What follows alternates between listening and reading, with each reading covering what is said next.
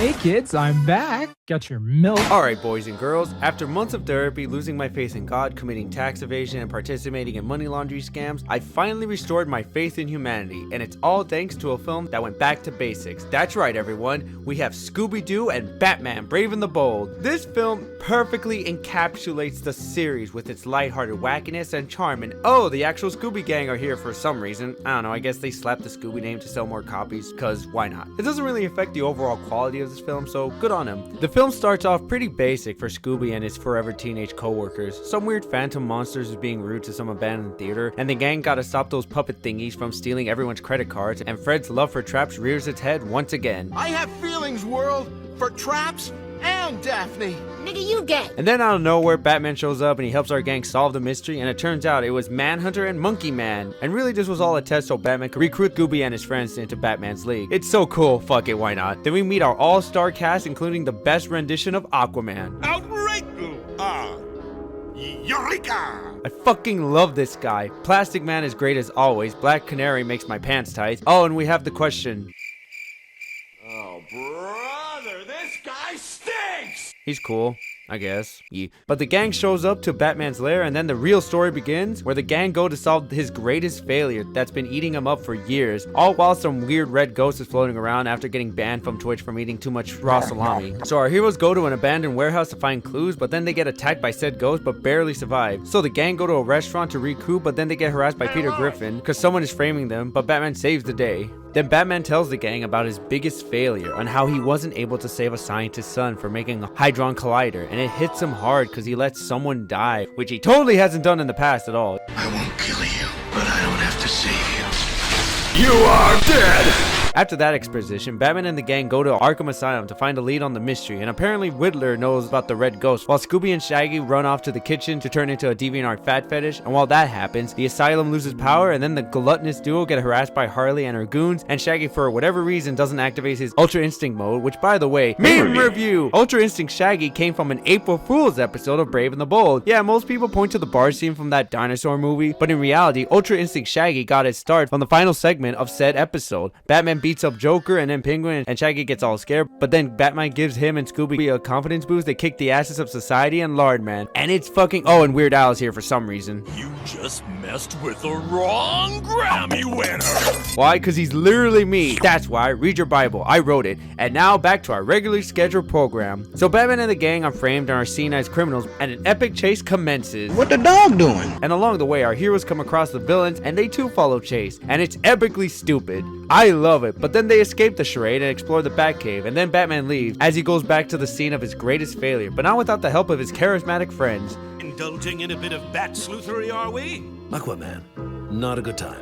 And then the Red Ghost attacks and ties him up, and Batman is nearly sent to the Netherrealms, but not before the Scooby gang come to save the day dressed up as Batman's old clothes. And Velma's not giving me a boner, folks. And then they fight the Red Ghost clothes, and it's dumb, but I can't hate it. As our heroes trap the Red Ghost, they soon learn that it was Clayface that was pulling the strings, in favor of Riddler to activate a dimensional merge, because he's pissed that a VTuber didn't say his name right after he spent his whole 401k. But then Batman and the gang thwart his plans for the last time, and the Scooby gang almost stalks Batman, but not before they simped hard for the Bat Dick. The warmest, kindest, most big-hearted soul we've ever met.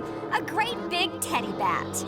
You're gay. And Scooby ends the film with his classic catchphrase, Scooby-Dooby-Doo, Batman. oh, how I love this movie, simply because it's a Saturday morning cartoon with its goofy yet whimsical tone and charm, and it's a massive love letter to the 60s Adam West show. And fun fact, the guy who directed those last two films was the creator of Brave and the Bold, and he also designed it as well. So overall, watch this magnificent finale to the Brave and the Bold. You will not be disappointed. It's been a long while since the Japanese took a swing at the Cape Crusader, and every time they do, they always ensure nothing but the highest quality for their works, and it kind of reflects on how overly professional they are when it comes to the look and quality of their animation, especially compared to what we get in the West. Sure, we get some garbage from time to time, but overall they always put their best foot forward, and Batman Ninja is no exception. A feature-length film that doesn't start with the generic DC logo, but with the WB logo, so you know you're in for one hell of a ride. The film starts off with Grodd making a time machine, and they're sent to feudal Japan because haha, they're Japanese, and right off the bat, this looks fucking phenomenal. Take notes, Berserk 2016. It may be CGI, but it looks more like a marriage between 2D and 3D animation, blurring that ever so delicate line, and it's all thanks to the textures and shaders that transform these models into actual moving paintings. This looks so great. Nearly every frame of this film comes off as an amazing illustration or poster that you frame in your room. It's so great that it helps to hide the blatant nonsense, but it's still an enjoyable story. So what happened during Batman's latest adventure for the enjoyment of weirdos around? Well, our heroes and villains got sent back to the past to not play the shitty games that suck ass, no, but to go back to the future. Samurai Jack. So Batman finds out that Joker gave himself a promotion as the King of Japan, and he's pretty much Cesar Romero's Joker dialed up to 10,000, and it gives us both a funny and crazy portrayal of the clown prince of society. Also, Batman's voiced by Chris Redfield himself, Roger Craig Smith. The Joker's already changing the timeline. The Industrial Revolution wasn't until much later. And honestly, I feel bothered by this, because every time I hear Roger play the Bat, I can't help but imagine Chris broke into the Batcave and decided to play dress up for a night or two. And these designs also fit the over-the-top tone this film has. They really went all out with the anime wackiness for all these characters, and I love it. And hell, Catwoman made my scratching post even larger. And the villains become warlords of Japan, fighting over the nations trying to unify it. But Batman decides to take on the Joker because it's tradition. So he drives to the Joker's castle, and it turns into a giant-ass robot because Japan, and crushes his car, but then his car becomes a plane, and then the plane turns into a motorcycle, and then he turns into a giant robot to fight Bane, who's a sumo wrestler, and by God, how toyetic can you be? But then Batman gets bamboozled by Harley, and he's about to die, and then... Ninja Batman! Legend foretells that when the country is in chaos, a foreign ninja wearing the mask of a bat will come. Order to our land. Bat Clan, we have waited all our lives for this moment. Serve this shinobi with your life. This is the hour of our destiny. The hell, there's a prophecy? This movie's so absurd. I love it. You can clearly see the anime influence here. Also, what's up with Alfred's hair? Man bun looking ass bitch. Also, the name's kind of redundant. He's technically a ninja, but with toys. Don't take that out of context. It kind of feels like a run-on sentence, like dolphin swim, pineapple fruit, lady woman, cat feline, or Dinosaur 57. But rambling aside, Batman now has to train these badass ninjas, but then Small Robin, I think, I don't know, there's too many Robins here. Well, the bald one with the yee ass haircut has a little monkey, and the monkey gives Batman a letter from God, and it's an invitation to a special Twitch bathtub stream. They then decide to trap Joker, but then Joker gives them the slip, and then they thought they killed his army, but it turns out they did. Yeah, this film follows Yu-Gi-Oh logic, and I love it. But then an epic fight scene commences. But then Grodd tries to give Batman the slip, but then they say, fuck you, Grodd. You're gay. But then Catwoman gives him the slip, and Grodd can fly? No, jump good. But Joker's still alive, and then they try to blow themselves up, and Batman dies.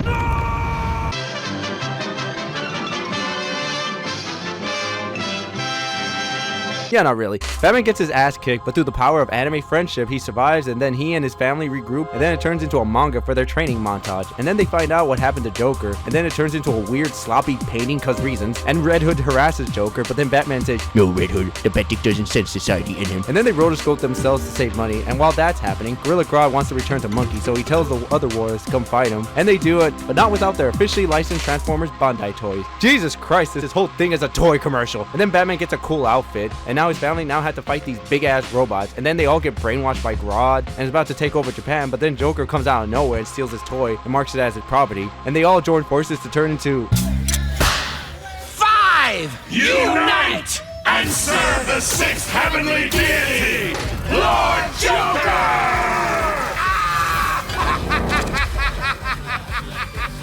Hey, a wise woman did once say,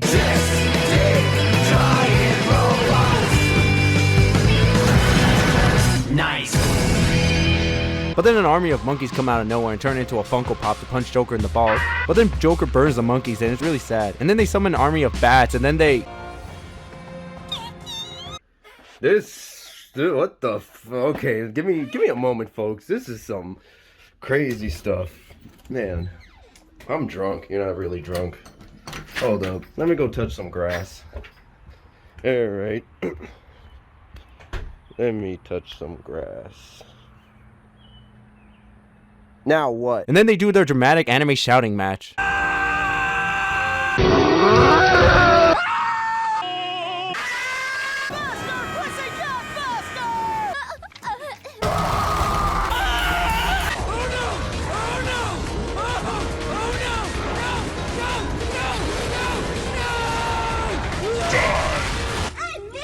And then our heroes fight all the warlords, and all the while Batman and Joker fight for the fate of all Korean cartoons.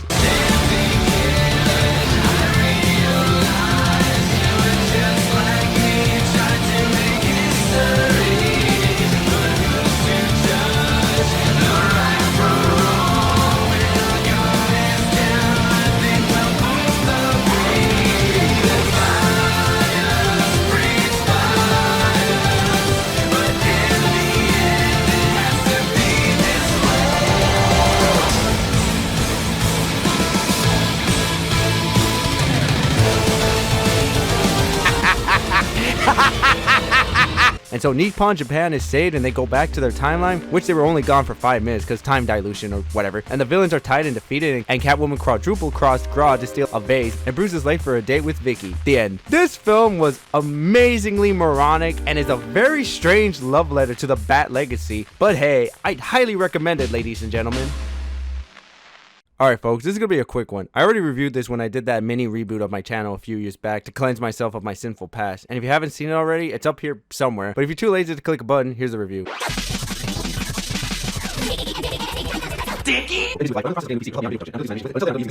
I've lost control of my life. I'm here to see Paco. Paco? Paco. Paco? Paco. Paco? There ain't no bitches. Well, here, fella.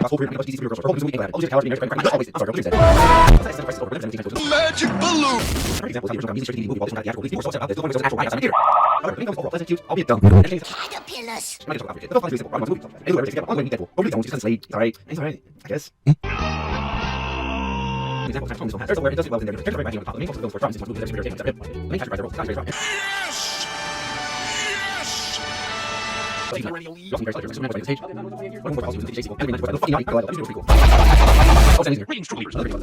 Hello, Ed boys.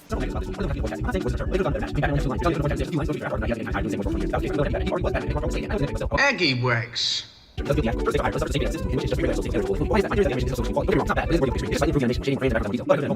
got twice the brains.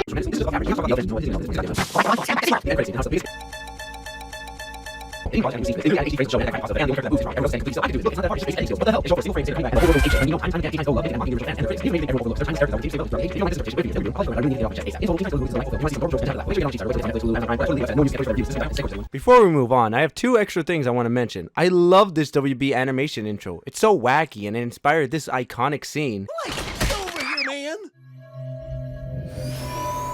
Then I found the remake of the DC intro really cute. So yeah. Also, meme review. This meme fucking sucked. It's just Robin shaking his butt on screen, and that's it. Here, dude, Robin shaking booty crack, epic, funny, one-y. So funny, it makes me want to merge without looking. So fun. Yes, Mike. Yeah.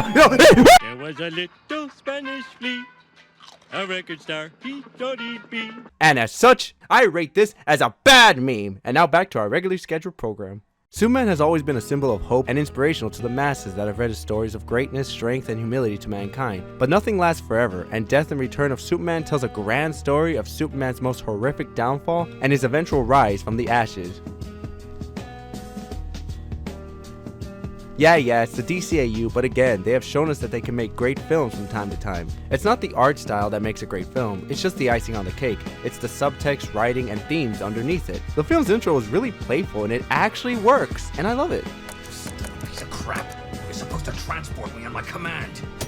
Don't bother. Only place you're being transported to, Mannheim. It's got 3 squares a day and lights out at 8. And they finally break that stupid Superman Wonder Woman relationship, because fuck that, and Clark finally develops feelings for Lois. Thank you, that's all we wanted. And all the while Superman visits Lex because he's being a prick and says a very deep and impactful line. Only that the city's never going to love you, just for hating me. And then more conflict happens off screen with these astronaut guys being slaughtered by a bunch of random asteroids. And once again, we have another powerful line. Superman, I knew you'd come. This is how it's done. Actually have emotional weight and carry yourself with some dignity. And it just builds up from there. We see Doomsday attached to said comet and land on our planet, and he's running amok. And the League must stop him, and while that's happening, Clark and Diana are on a date, and it's pretty cute. But then Clark must do his job, because Doomsday essentially slaughtered the Justice League, and now it's up to Superman to save the world, and the rest of this quarter is basically a giant battle, and it's really good.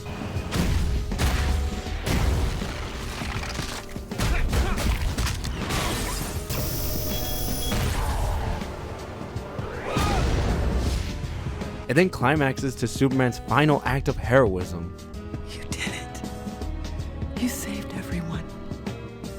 It's all I ever wanted. What a lucky man I was. God, I'm tearing up. And the funeral too is heavy, which is perfect. But just like life, it still goes on, not waiting for anyone, not even for great people. But Superman left behind a great legacy that inspired a new generation of heroes that followed in his footsteps, for better or for worse. Like how Lex artificially created a super brat here to take his role. We also have the Man of Steel, who's fucking awesome, even though they made a Shaq movie about him. No, seriously. There's also another weird Superman with goggles flying around, and we have this cyborg Superman. And you would think this would bloat this film, but no, it doesn't. Mainly because this film sits down and sets a serious tone throughout this film. What was your last secret? I don't know. Then tell me what you do remember. I remember we were close. How close? Enough that it hurts to have you look at me like I'm a monster. But it too knows when to have fun from time to time. With that said, the League become the secret service for the president cause reasons, and she's about to launch the Justice League Watchtower into space, but then a bunch of aliens come out of nowhere and steal the Justice League, and all that's left is the Superman. With the absence of the Justice League, the cyborg Superman decides to make everyone into super people, which is good, but it strips them all of their humanity. Then it turns out that he was a pawn for Darkseid to come and conquer the Earth. But who else can save us? Well, Superman. Yeah, I forgot to mention that after his funeral, his spacecraft just left and stole his body, and he's been hiding in Antarctica this whole year because he was in a coma. Whatever, it's a comic book film, just roll with it. So Superman comes back with the biggest mullet the world has ever seen, and it's up to Superman to save the world once again. We soon discover that the cyborg Superman was the astronaut Superman didn't save, and now has a grudge against the Man of Steel, and with Darkseid giving him another chance at life, let's just say he wants to use this as a way to let out some balled up rage against him. But Superman not only puts the delusion Manborg in his place, but saves Lois at the same time for a lovely makeout session. This film was great, nearly in the same league as Dark Knight Returns, and I would highly recommend this, but the only downside is that it's 3 hours, so plan ahead if you want to watch it. When we last saw Bruce Timm, he made Batman and Harley Quinn, which was a massive insult to the Diniverse, and its impact on DC's legacy and so on. And you'd think that Bruce, I secretly have a lesbian fetish, Tim would just make another glorified porn fic with garbage filler and poorly written attempts at humor with Justice League versus the Fatal Five. But surprisingly, and I'm guessing WB put their foot down on him in the writing room, we surprisingly got a good movie that's not only a great tribute to the DC cartoons from our childhood, but can be classified as a great finale to the original series. Why? Well, let's see, ladies and gentlemen. This film starts off with some douchebags trying to steal a time machine, then these weirdos go back in time, and one of them's walking around naked because whatever. Then we follow Jessica and her going to therapy sessions since she has PTSD. But then Wonder Woman tells her, "You have a responsibility, come join us." And then she says, "Okay." And all the while SpongeBob is being an anarchist. What took you so long? It's freaking hot! But then Batman and this random Martian girl save the day and Viacom's terror. And then the evil time wizards come and harass everyone, but then the League comes and kicks their asses and they retreat. Then Metropolis is getting blown up and they steal the Lanterns' core, and their plan is set into motion to blow up the sun, but with the power of friendship, Jessica saves the League, but the sun is still about to blow up, so the Schizoid sacrifices himself to save everyone, and he's on it for future generations. I really like this film, and as a finale for the OG Justice League, it's nearly perfect. I'd recommend it. Alright, I'm gonna keep it real with you guys. I'm not that big of a fan of TMNT. But that doesn't mean I hate it. I've always been aware of them, and I will say that they can be awesome and stellar at times, and at the end of the day, I still respect them for their cultural impact in the mainstream, and for no other reason other than awesomeness, they decided to combine Batman and TMNT, and it handles these two beloved childhood icons with so much love to both legacy characters. Also, yes, Nickelodeon was involved, and it's kind of jarring seeing this logo with WB. But hey, they did some collabs before. But anyway, the film starts off with the clan trying to steal some weird machine from Bruce's lab, and then the Turtles come and kick their ass, and also Barbara was there and reports it to Batman, and I'm digging this style. It's a mixture of Saturday morning cartoons and cartoons that would air on Toonami, so Saturday evening cartoons? Whatever, we're all here to see our favorite heroes interact with one another, and it's fun. Hell, this fight with Batman and Shredder is fucking astonishing.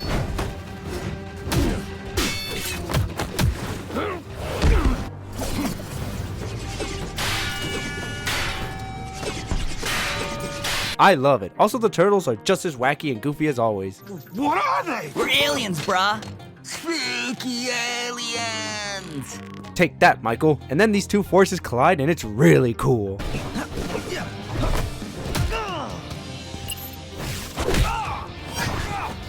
And check to the face. I said to the face. That's pretty much the best way to describe this movie. Just pure dumb awesomeness, and the plot reflects that to a T. Ra's is trying to take over the world, and he hires the service of the Foot Clan so he can mix the ooze with his ninja army to transform them into an army of furries. I wish you a very warm welcome, my dear furry friend. Wow, I guess furries do yiff in hell. But then the clan turns out to be incompetent, so Ra's hires Society and his rogues galaxy to transform them into a fur affinity users to make them into the ultimate sexual degenerates until the Bat family and the Turtles team up and go to Arkham to fight said inverts. inbreds. Harley becomes some hyena because daddy issues. Scarecrow transforms into a crow because obviously. Mr. Freeze starts demanding you to drink Coca-Cola because his biggest flaw is that without his wife, he becomes a cold-hearted bastard. Yeah, haha, funny ice pun. Arnold Schwarzenegger. Also, I'm fully aware I'm ripping off Disney December or where the fuck that schizoid's calling his reviews nowadays. But yeah, Doug's review is pretty damn lousy and crap. I'm done with my pettiness. Where was I? Oh yeah, Poison Ivy is some plant thingy even though that's not an animal. And Joker becomes some Monster Musume reject. I go through all this trouble and it's like he doesn't even see me. You work so hard. You're my workingest Joker. Ew, what the f— That's weird and gross. After that display of degeneracy, Batman gets injected with the gift serum and becomes a badass monster, not gonna lie. But then the turtles turn him back to normal and they knock Joker's teeth and find out that this was a giant waste of time. Whatever, it was still cool. But while they were dicking around, the Foot Clan stole a weather machine and will now use it to turn all of Gotham and the world into rain furries so they can nut on the turtles' pizza. And then Batman's like, the bad thing works alone. But then Raphael gives an inspirational speech because friendship is important. And so they get in their cars and party wagon, now available at your local Walmart, and they raid Ace Chemicals, and it's really stupid, not gonna lie.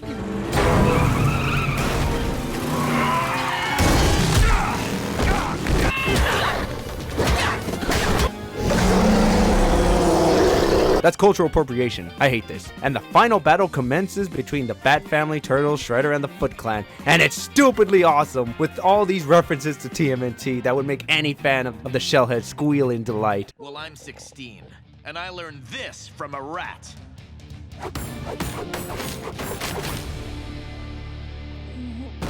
But then Batman and Shredders have a fist fight and it's fucking awesome.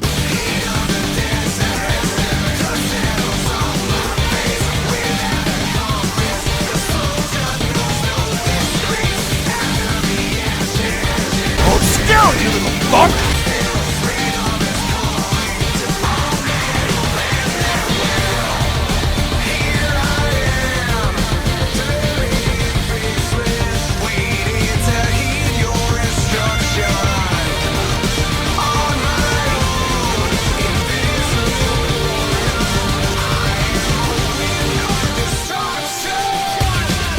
And then he falls into a vat of green lean, and the turtles destroy the weather machine and save the day, and so the Bat Family and turtles eat pizza cause fuck it, it's tradition. Oh, and there's an after credit scene, and it'll never amount to anything. This film can be summed up as stupidly awesome. So much insanity ensues, and it embraces it with open arms. The only downside is that they didn't reference this glorious meme, but hey, give it a watch, my friends. It's so great. After that monument of epic dumb awesomeness, hopefully they can follow that up, right?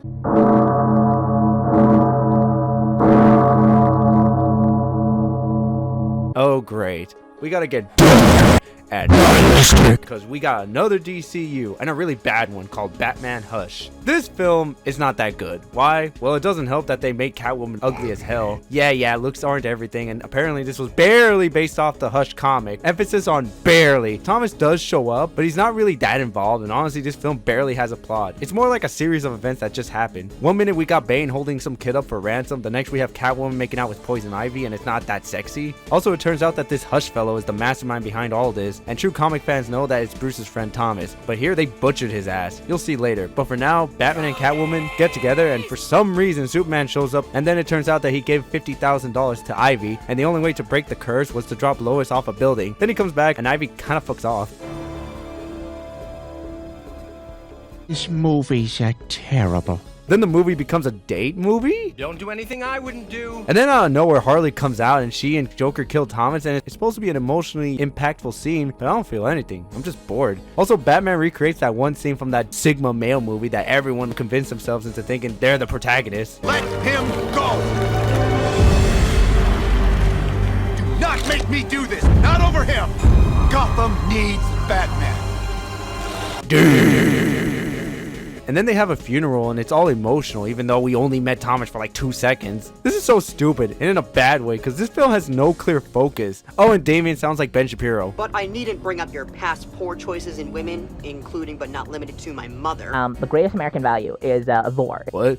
Also, Hush is being ominous and Bruce and Selina have sex out of nowhere. And he kinda looks like Hank Hill. Dang it, Selena. I told you many times I'm Batman. I'm deadly afraid of bats. It's okay, Bruce. Lots of guys afraid of bats. That woman ain't right, I tell you what. And then Scarecrow came out of nowhere. Clayface was Riddler and he looks like shit. Literally. I am the great mighty Pooh, and I'm going to throw my shit at you. And then it turns out that Hush was actually Riddler, and they disrespect Thomas by throwing his corpse on the screen like, wow. And then Riddler kidnaps Catwoman and Batman must save her, and then out of nowhere, this film starts getting good. Like, yeah, this final fight's pretty good, and the witty remarks from Batman actually work. And this final conversation with Bruce and Selena is actually deep. He didn't have to die. He killed your friend.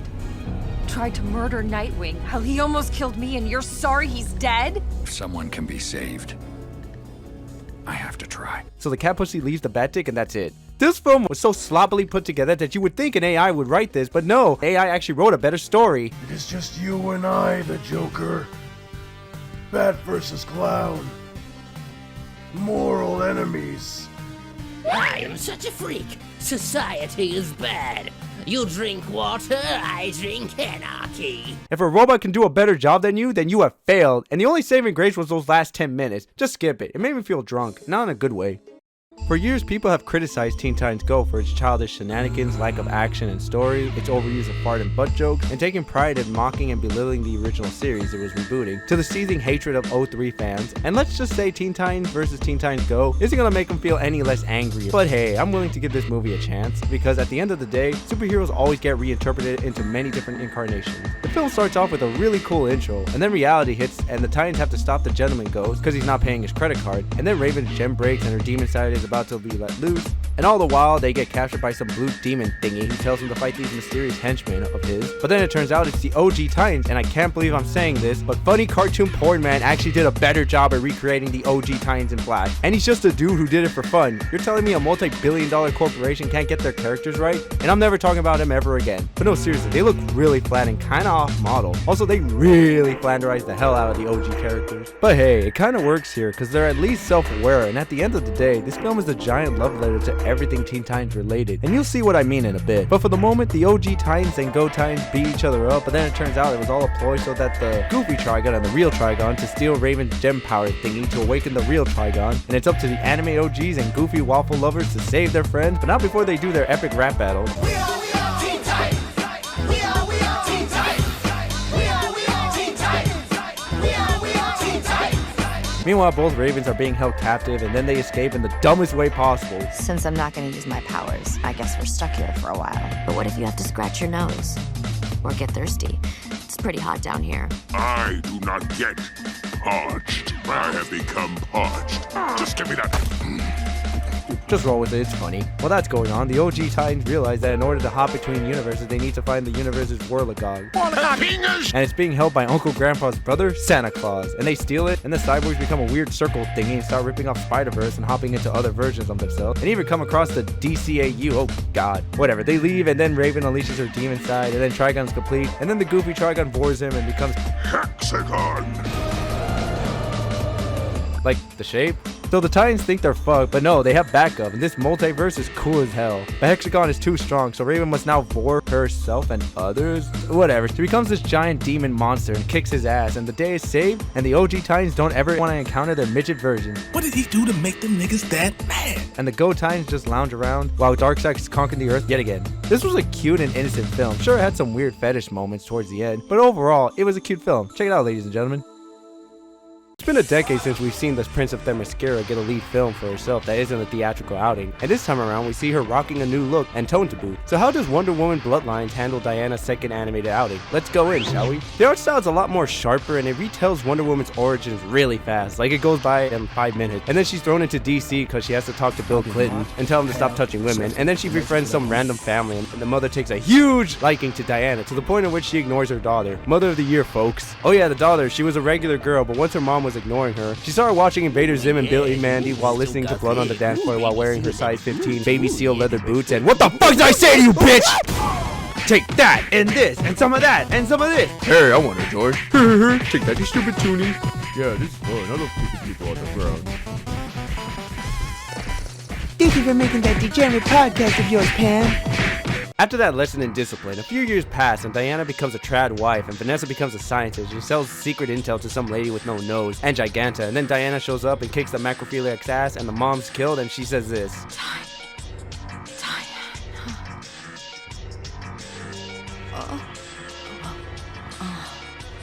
Wow, you're a bitch. Your daughter is literally next to you and you don't even bat an eye at her and your final words wasn't even her name. And then she gets mad and rightfully so. But don't blame Diana, blame the shitty mom. But since she went to the back of Spencer's, Vanessa decides to join the bad guys and injects herself with nanomachines and becomes Silver Swan. And from here on out, there's a very subtle lesbian undertone between Wonder Woman and Silver Swan in the most tsundere way possible. Since Wonder Woman has a crush on her, she hires this pharmaceutical CEO to help save her lover, and then she tells her to go find the Fountain of Youth. They do, and they encounter a Minotaur, then they make him into a housewife because it's funny. Swan escapes and she and her wannabe Cobra friends invade Themyscira and unleash Medusa, and she betrays her creator, and it's up to Wonder Woman to save the day and her friends.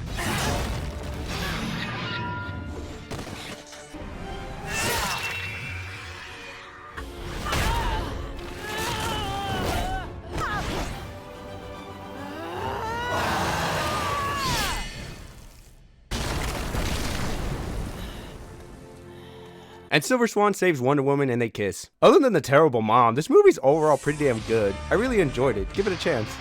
You know, we've always gotten interesting and remarkable reimaginings and reinterpretations of our superheroes and their origin stories, or hell, even seeing different people take the mantle. So how would it have turned out if Kal-El landed on the soils of Mother Russia instead of the US of A? Well, we have Superman Red Sun to show us what could have been if the American Boy Scout was a Russian Boy Scout. Based off the comic of the same name, I'm pretty sure this falls under historical fiction since communism and all that, and if I get anything wrong here, forgive me. My last history class was in 2008, but anyway, let's get down to business. Once again, we're getting the Batman 2004 art style here, and I'm loving this. And the whole tone of this film is extremely melancholic, and that's a pretty good summarization of this masterpiece. The intro with Superman discovering his powers as a young kid is so heavy. You can tell that he knows he has so much power and the massive responsibilities of keeping his country safe on his shoulders. He's conflicted and doesn't feel comfortable receiving all of the praise that he should have given to the people who helped build this country. And in the end, Superman becomes nothing but a propaganda megaphone for Stalin, and if it wasn't for Lois exposing him to the truth, he would have perpetuated the brainwashing and manipulation of Stalin's regime. So Superman confronts Stalin on his fashion world views, puts his foot down, and vaporizes him, and then...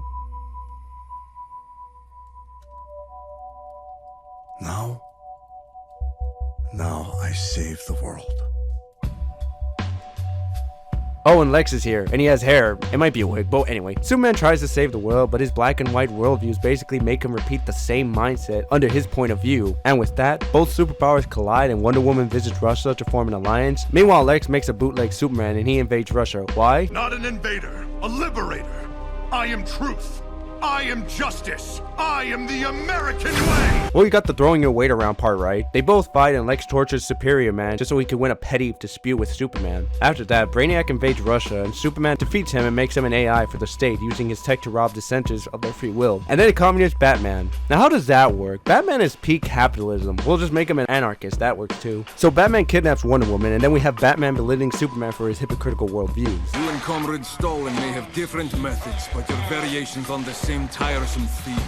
Narcissistic, power-hungry egomaniacs bent on reshaping the world in their own grotesque image. But then Wonder Woman breaks free and Superman's about to rob Batman of his free will and he blows himself up. And then Wonder Woman goes all man. And after that, the world's superpowers just stood still a la Cold War style. And it just made Superman more pensive, really. Oh, and Lex becomes president after JFK dies. Nothing bad ever happens to the Kennedys. And he sends the Green Lantern Corps after Superman. And so he puts his foot down and confronts Lex, but then Lois calls him out on his flawed worldviews. And then he finally realizes what humanity is. That this is humanity's world. And they have to be free to make their own mistakes. Chart their own course. And your perfect world. Your utopia, sir. It's in their hands. But then the comic book aspect kicks in and Brainiac once again wants to rule the world, so it's up to Lex and Superman to save the day. And he sacrifices himself for the whole world, but not really, because it's comics. He gets blown up every Wednesday. This film is a masterpiece, and I'd highly recommend you all watch this one, folks. It's so great. Alright, enough of this political crap. It's time to get dark and stupid one last time, because we have the finale of the DCAU. I'm free. Justice League, Dark Apokolips War. And yes, Constantine is a bottom. Haha, very funny. This meme sucked. This film tries way too hard to be edgy, and its attempts come off as so forced and gory at the same time that I'm convinced I'm watching a crappy pasta episode of the Justice League cartoon. All that's left is a bloody Superman waiting outside my room, waiting to kill me at 3 a.m. But anyway, this film is a pseudo Constantine episode, you could say, since he's essentially the main character. But the plot is that the Justice League gotta put their foot down on Darkseid because he stole their lunch money, and by God, these designs got worse. Look at all those fucking Mexican action figures you can find at Walmart. Don't diss on the Mexicans. Those actually can look good, alright? This is the cheapest bootleg you'll ever. So they go there and they get slaughtered. The end. And then Constantine and Etricon get drunk to hide their feelings away, and Superman and Raven show up, and then they get attacked, and then it becomes an exploitation film with all the blood and guts being thrown all over the place, and I hate it. Oh no, Jorge, don't fuck me! Stop it! No, I'm gonna do it. No, Raven. The animation. Quit playing around. Oh no, Zone animated this. So tryhard and disrespectful. This is basically Happy Tree Friends, DC edition.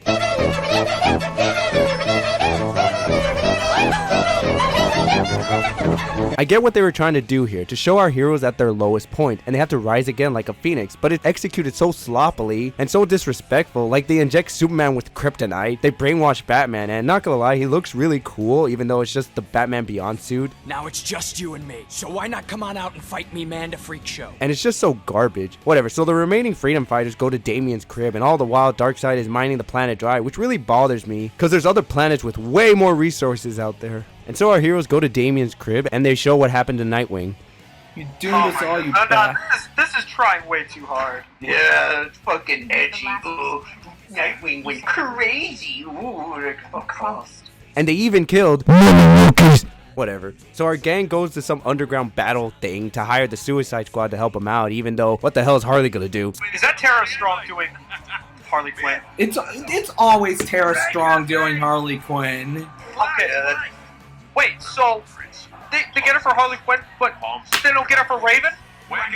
Yeah, maybe it's a contract thing. I don't know. Sorry about my bitching, but this film is seriously leaving a bad taste in my mouth. So let me hurry up. So the squad infiltrate Lex's company, and Damian and his group somehow get to Apokolips, and then somehow this film gets actually good. Like, they give Etricon a proper ending. I'd like to make an entrance.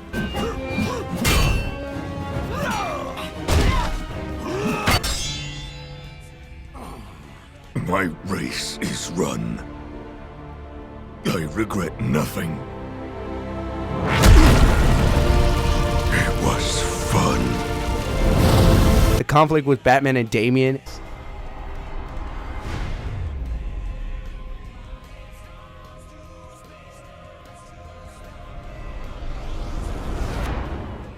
And even his death was impactful. But they ruin it by bringing him back to life. And then Space Satan and Darkseid fight, and it's pretty fucking cool. What a wonderful gift, daughter.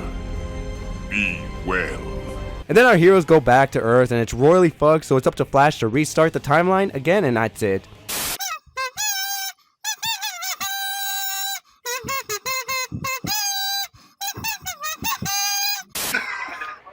Where's the animation? Where's the animation? Look, random, there it is. They're floating. There's the animation. No, Mr. Random doesn't need help because Mr. Random's just a lost cause. Yeah, he's a schizoid. I mean, the guy who doesn't brush. I mean, the guy who drinks soda instead of water because it tastes nasty to him is already Are you for real? Just inbred. This nigga. I'm alive to serve you. I'm like, why are you taking it from Earth? We're already taking it ourselves. Yeah, basically. It's like, there's a fucking, like, do you have any idea how much fucking... Do you have any idea how many raw materials comets have in the fucking asteroid belt? Why the fuck you gotta harass us? Leave us the fuck alone, Rick and Morty.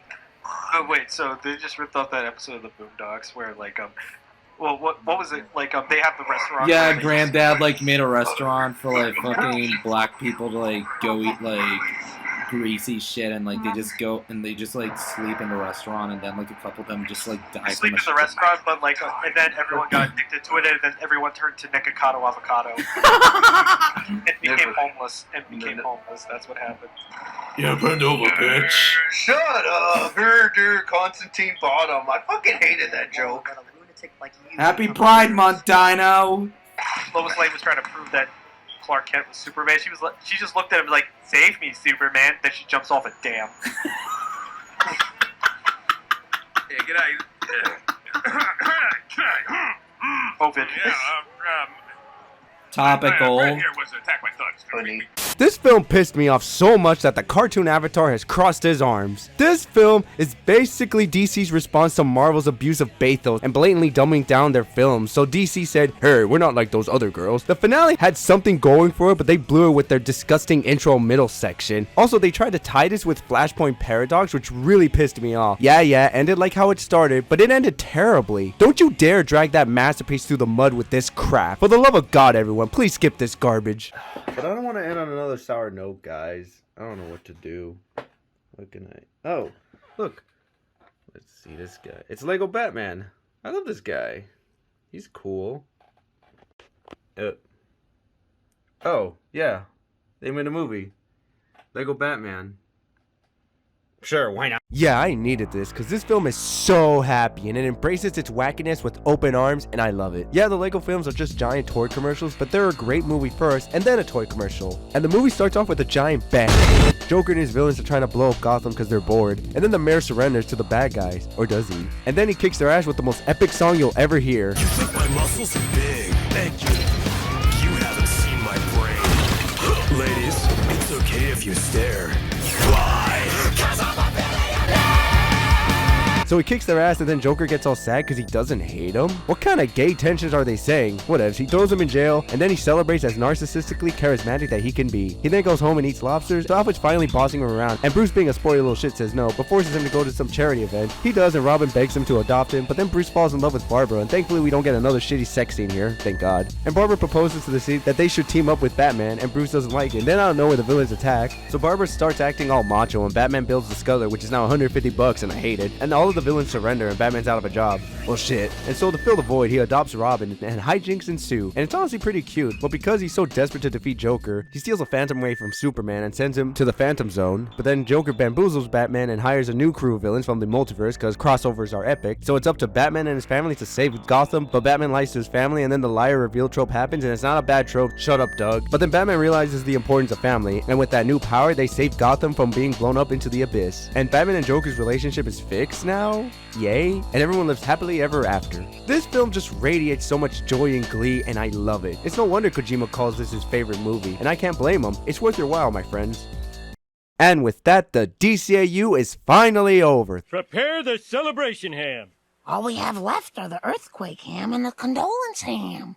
Marge, they're just hams, okay? Thank God.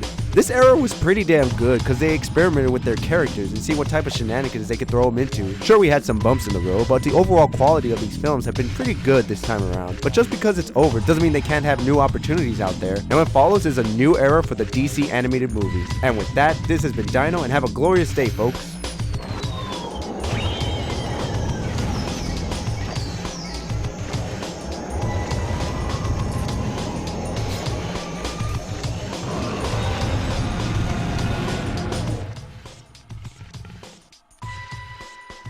The Joker's girl squirted on me.